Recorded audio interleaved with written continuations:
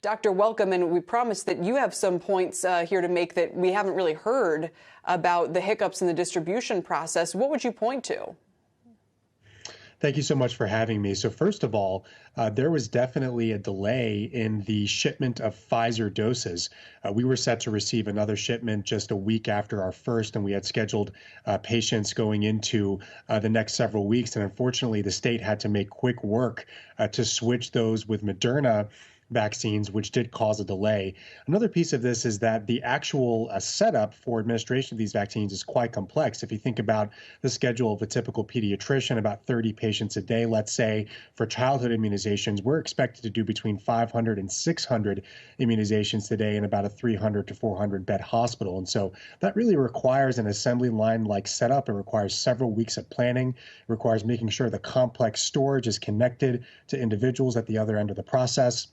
And for places that don't have all of that infrastructure and that expertise, they really need more technical assistance from the federal government. And unfortunately, Operation Warp Speed only really seemed to focus on the science and ultimately the development and approval of these vaccines, but not the logistics around distribution and administration.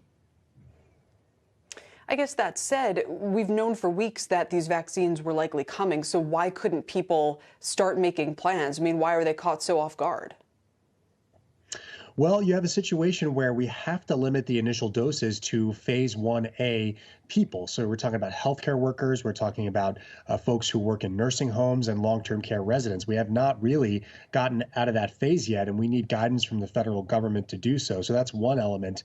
Another element is that a lot of places just don't have the resources to be able to administer the vaccines efficiently. And again, to have a federal government that is not stepping up and planning on this for the several months before to assist under-resourced states and healthcare systems to be able to administer this, I think is unfortunate.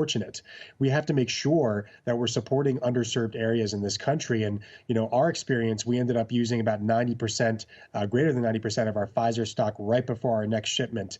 And so there are hospitals and healthcare systems that are able to do this, but we need that expertise and that help from the federal government to get others to do so. Shepard Smith here. Thanks for watching CNBC on YouTube.